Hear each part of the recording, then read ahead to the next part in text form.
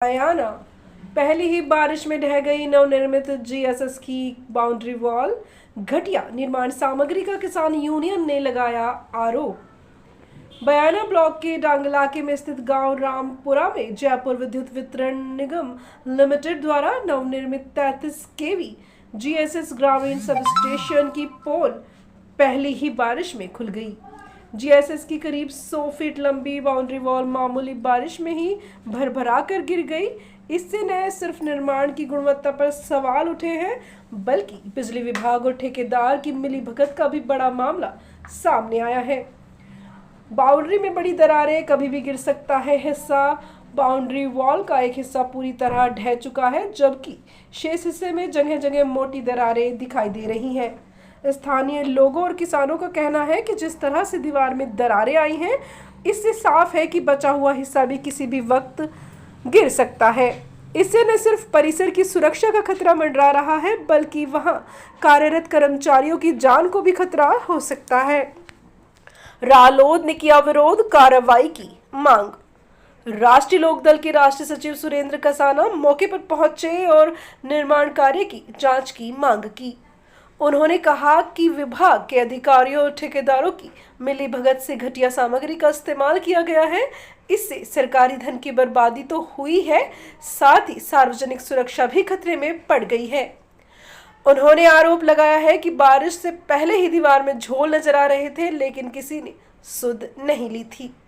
स्थानीय लोगों में आक्रोश है, जांच की उठी मांग।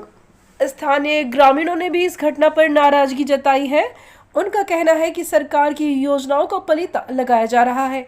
ग्रामीणों ने उच्च स्तरीय जांच कर ठेकेदार और संबंधित अधिकारियों पर सख्त कार्रवाई की मांग की है।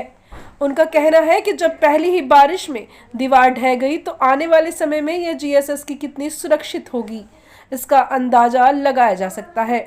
सरकारी निर्माण कार्यों में लापरवाही और भ्रष्टाचार का यह एक और उदाहरण है, जहां पहली ही बारिश में घटिया निर्माण की पोल खुल गई।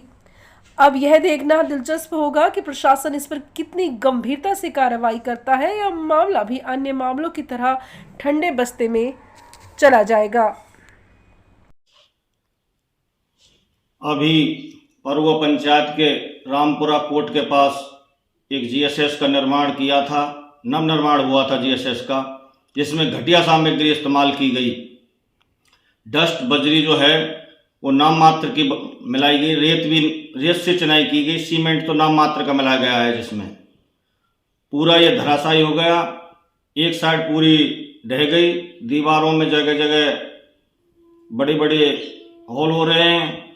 सारी जो बिल्डिंग है वो क्षतिग्रस्त हो गई, कभी भी दुर्घटनाग्रस्त हो सकती है।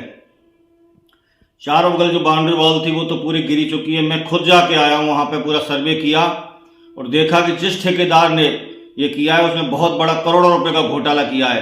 बताया जा रहा है कि इस ठेकेदार ने राजस्थान में पूरे में टेंडर लिए हैं, तो ऐसा तो इसने बहुत बड़ा घोटाला किया होगा। हम माननीय मुख्यमंत्री महोदय से इस जीएसएस जो अभी बिल्कुल खत्म हुआ है, बिल्कुल चारों तरफ से बाउंड्री वाल दीवार सारी टूट गई हैं, इसमें करोड़ों रुपए का घोटाला हुआ, इसकी निष्पक्ष जांच की मांग करते हैं। तथा राजस्थान में इस कंपनी ने जो भी जीएसएस बनाए, उन सभी जीएसएसओ की दोबारा निष्पक्ष कमेटी बैठाकर जांच की जाए। इसमें घटिया सामग्री का उपयोग किया गया है। सीमेंट बजरी ना के बराबर मिलाकर, जैसे आनंद फानंद में एक आडंबर बना करके पेंटिंग सी करके और इसको बनाया गया है। ये जीएसएस पूरे क्षेत्र में बिजली सप्लाई करने का काम करता। अब इसी साल से ये काम चालू हो जाता, लेकिन किसानों और मजदूरों को फिर से 1-2 साल का इंतजार करना पड़ेगा, क्योंकि नया जीएसएस जो बनेगा उसमें 1 साल से 1.5 साल लग जाती है। तो इस ठेकेदार को निष्पक्ष जांच कराकर कठोर से कठोर कार्रवाई की जाए और इसका लाइसेंस निरस्त किया जाए, जिससे भविष्य में कोई ठेकेदार इस प्रकार की गलती ना करे, जिसे आम किसान और मजदूरों के साथ एवं आम जनता के साथ एक खूब खिलवाड़ किया गया है, जो गलत है। राष्ट्रीय लोकदल इसकी घोर निंदा करता है।